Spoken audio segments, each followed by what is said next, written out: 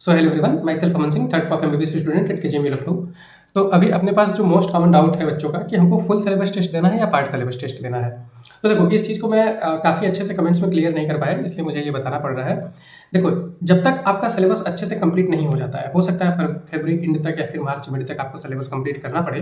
तो जब तक आपका सिलेबस कंप्लीट नहीं हो जाता है, तब तक आप पार्ट सिलेबस टेस्ट देते रहो और उसके थ्रू अपने प्रिपरेशन करते रहो, है ना। जैसे कि मान लो कोई किसी भी कोचिंग का कोई पार्ट सिलेबस टेस्ट का एक पूरा सेट उठा लो, जैसे मैंने आकाश का अपने टेलीग्राम चैनल पे भेजा हुआ है।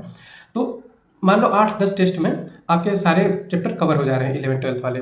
जैसे कि 8-10 टेस्ट में टोटल 30-40 चैप्टर हैं, हर सब्जेक्ट में 30 चैप्टर। तो 3-3, 4-4 चैप्टर करके जब एक टेस्ट में आता है तो 8 टेस्ट में आपके सारा सिलेबस कवर हो जा रहा है, मतलब 11-12 का।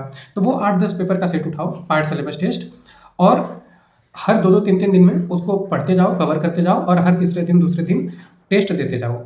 ठीक, ऐसे क्या होगा कि आपका पूरा एक बार सिलेबस भी पलट लोगे आप और पूरा टेस्ट भी दे लोगे। जब आपके 8-10 पार्ट सिलेबस टेस्ट कवर हो जाए, मतलब खत्म हो जाए, उसके साथ साथ आपका सिलेबस भी चूंकि हो जाएगा, तब उसके बाद आप फुल सिलेबस टेस्ट दो।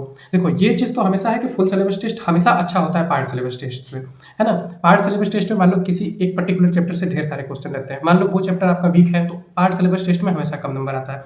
जब आप फुल सिलेबस टेस्ट देना शुरू करोगे तो 40-50 नंबर आपके ऐसे ही बढ़ जाते हैं ऑटोमेटिकली।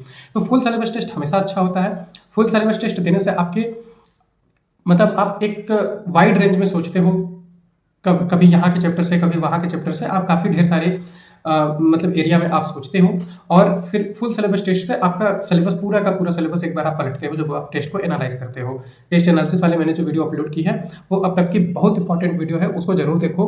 क्योंकि जब आप मॉक टेस्ट देते हो तो आप अपने एग्जामिनेशन प्रेशर को टॉलरेट करते हो, ठीक है। सिली मिस्टेक कम होती है, उससे आप एक प्रेशर में पेपर देते हो और क्वेश्चन प्रैक्टिस भी होती है आपके टाइम लिमिट में। लेकिन जब आप टेस्ट को एनालाइज करते हो तो आप पिछले टेस्ट में जो गलतियाँ किए हो उसको एनालाइज करते समय उसको पढ़ोगे अच्छे से, जैसे मैंने समझाया है, ठीक, उसको अच्छे से पढ़ोगे और फिर अगले टेस्ट में वो गलतियां नहीं करोगे। तो जो पिछले टेस्ट में 5 नंबर कमाया था वो अगले टेस्ट में 5 नंबर ज़्यादा आएगा। तो ये इसका फायदा होता है। और उसके बाद ये एक अच्छा सवाल है कि मॉक टेस्ट ज़्यादा दें या अपने रिवीजन पर फोकस करें। कहीं से उन्हें सजेशन मिला है कि आप 15-20 टेस्ट, 10-15 टेस्ट भी दोगे तो आपके लिए सफिशियंट है, आप अपना रिवीजन करो।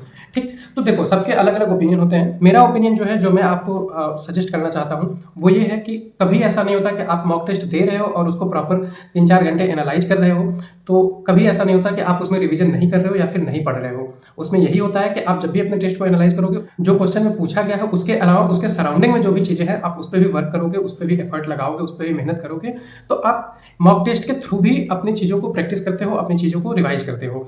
ठीक, और इसमें सबसे अच्छी बात क्या होती है कि जो चीज़ें आपसे गलती होती है, जो आपका वीक टॉपिक है, जो जिस टॉपिक में आपको कॉन्फिडेंट नहीं है, आप उसे बार बार पढ़ते हो, उसे बार बार रिवाइज करते हो, उस टॉपिक को बार बार आप गो थ्रू करते हो। तो ये ज़्यादा अच्छा होता है क्योंकि आप अपने गलतियों पे वर्क करते हो, आप अपने वीक टॉपिक पे वर्क करते हो।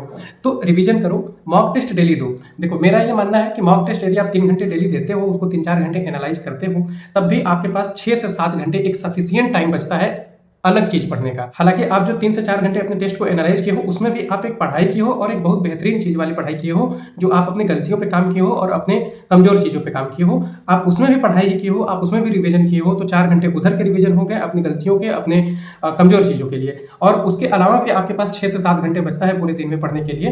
तो आपके पास अच्छा खासा टाइम है, आप पढ़ सकते हो, चीजों को रिवाइज कर सकते हो। तो ऐसा नहीं कि सिर्फ रिवीजन करते जाओ, टेस्ट को इग्नोर कर दो। ठीक, टेस्ट हमेशा दो।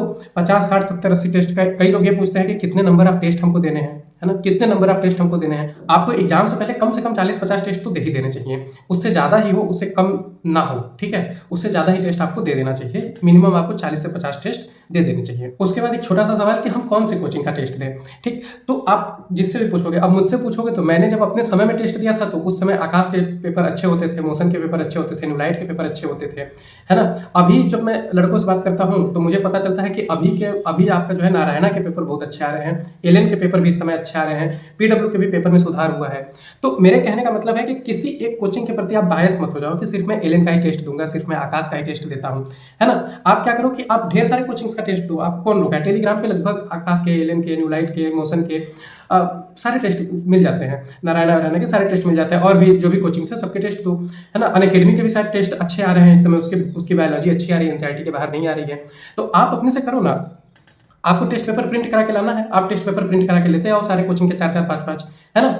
दे के देखो, सारे कोचिंग के टेस्ट दो। किसी एक टीचर के, किसी एक इंस्टीट्यूट के माइंडसेट पे आप अपना प्रैक्टिस करके मत जाओ। आप एक वाइड रेंज में सबके माइंडसेट को पकड़ के चलो, है ना? क्योंकि आप यदि सिर्फ एक ही कोचिंग का टेस्ट दोगे, यदि आप सिर्फ न्यूलाइट का टेस्ट दे रहे हो, तो 10 टेस्ट के बाद, 20 टेस्ट के बाद आपको लगेगा कि यार ये तो क्वेश्चन रिपीट हो रहा है, सेम क्वेश्चन आ रहा है, क्वेश्चन ये सब कुछ देखा हुआ है, ठीक? तो उनके पास एक क्वेश्चन का सेट होता है जिसमें से वो बार-बार सफल करके क्वेश्चन देते हैं। तो आपको करना क्या है, आप सारे कोचिंग का टेस्ट ट्राई करो।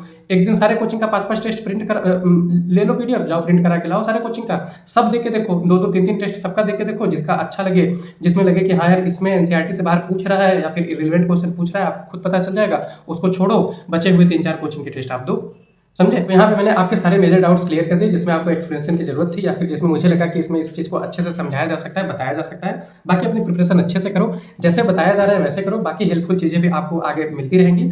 चैनल से कनेक्टेड रहो, ठीक है? Thank you.